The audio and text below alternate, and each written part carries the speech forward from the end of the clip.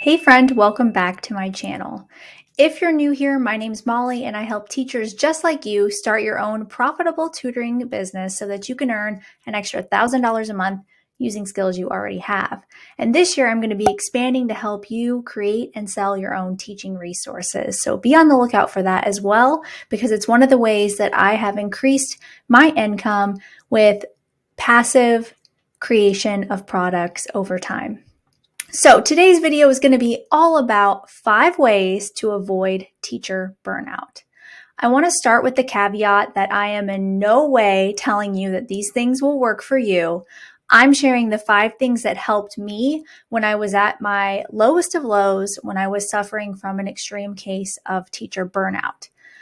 I felt like this was a really apt time to make a video like this because there has to be other teachers like me who want to stay in teaching and feel like there's a negative culture of quitting, and there needs to be some positivity out there. And I'm hoping that if you're open to some suggestions, that these 5 tips might help you as much as they helped me.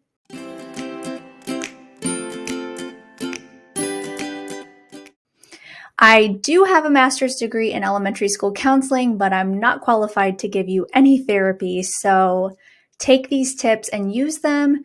And if you're looking for someone to help you with burnout on a deeper level, my friend Amber over at Burned In Teacher is a great resource, and I will leave her information in the description box. All right, let's get started. The first tip I have for you to help avoid teacher burnout is to do one thing every day before school that makes you happy. I'll share what I do. And again, I'm not pushing you to do exactly what I do. I'm just sharing things that have worked for me and pushed me past that 5-year mark that most teachers burn out at that level. So what I do every morning is I do some kind of exercise. I bought a Peloton tread during the pandemic, and that has really helped me continue to work on my own fitness while giving me the space and time to do it in my own home. I used to be an avid Orange Theory goer and gym goer as well. And then whenever we kind of had to stop all that and start working out from home, the Peloton really saved me. And my favorite workouts on there are the boot camps because you can lift weights and do cardio at the same time. Now, there's other things you can do besides working out. If that's not your cup of tea first thing in the morning, then you can try journaling, listening to some music, doing a meditation, something that's just for you before everybody in your house is awake, so that you feel like you did something for yourself that day. What I have found is that my mood is drastically better because I have endorphins from working out. I've also filled my own cup for the day by doing something that I wanted to do. A lot of times during the day with teaching, we are doing for everybody else, especially if you have a family and you're taking care of people after school. There's little time for you. So sometimes just setting that alarm a little bit earlier, getting up, lacing up your shoes, and doing something active will put you in the right mood. Now, if you're in a place like that you're really struggling with teacher burnout, then again, I'm going to keep saying this. Don't think that these things are going to be your cure. These are things for people who want to make small changes that are effective. All right, my second tip for you is to switch grade levels or content areas. A few years ago, when I switched schools, I got hired in kindergarten, which I was okay with at the time because I had been teaching a K-1 class. Half of my kids were kinder, half of them were first grade. What I didn't realize was how much my first graders helped those kindergartners, and it was a completely different school. I switched from a lottery school to a Title I school, and so my kindergartners came in knowing nothing, and I felt like all I was doing all day was just teaching them how to be at school, and I wasn't getting to teach reading and all the things that I really love teaching, and I really struggled with some burnout. So after those 2 years of sticking it out in kindergarten, I asked to switch to first grade, and I was granted that because I had done my time and I had also taught first grade before, so it was an easy transition. So a lot of times people will say that trying something new will help, and I really do agree with that. If you're burnt out on the grade level that you're teaching, try something new. It could be the breath of fresh air that you've been looking for and the change that you really need. Number 3, I alluded to this a second ago, but switching schools. I was struggling so bad, about to dip my toe into the deepest pool of teacher burnout, and I switched schools, and I found that that's exactly what I needed because I was in a negative environment, a place where people didn't like change, didn't want to try anything new. And I'm the kind of teacher that likes to try stuff that's new, and I'm open to change. And I found that in my new building. And I don't think you should get into the habit of constantly changing schools because maybe there's a deeper rooted problem. But I think there's negative stigma around changing schools and teaching. You don't have to spend your whole life in the same building, and it's okay to switch schools and switch districts if that's what you really need. If there's a building that's more on level with what you value as a teacher, then I really encourage you to check that out.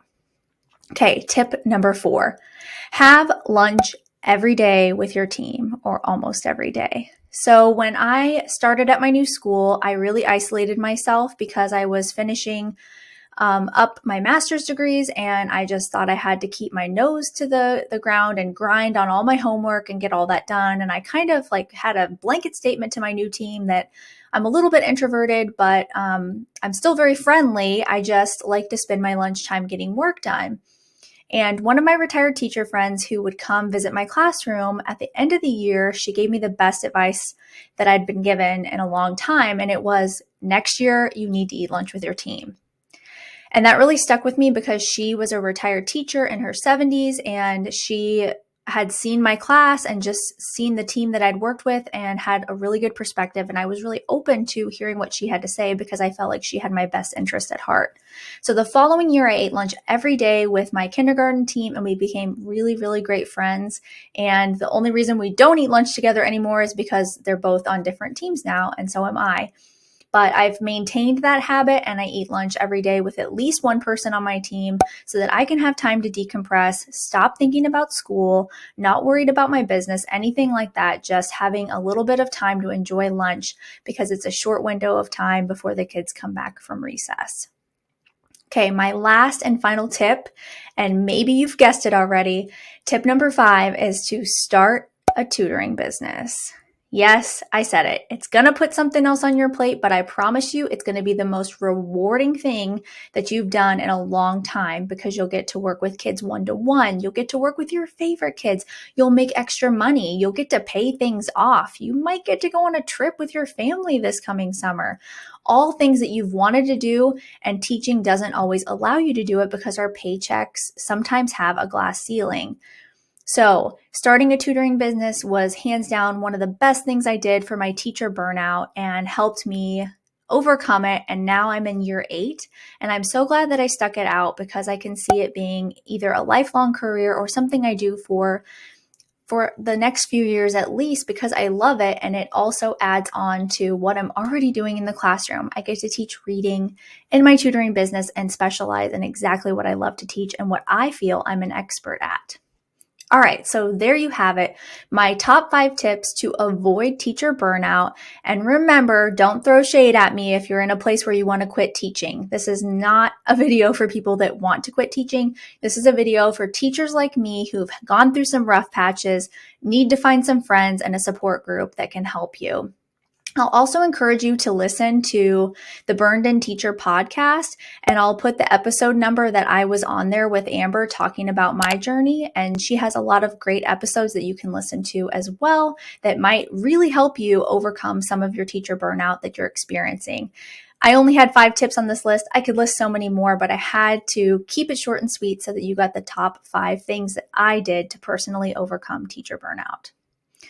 All right, if you're looking for a way to start tutoring, but you're not really sure what the next steps are, you can grab my free 10-step guide to get you started with the first 10 things that you need to do to be successful right out the gate with your tutoring business. I'll add that link in the description box, and I hope that you will grab it because not only is it free, but it's very comprehensive and it gives you the first 10 things that I wish I would have known when I started my tutoring business.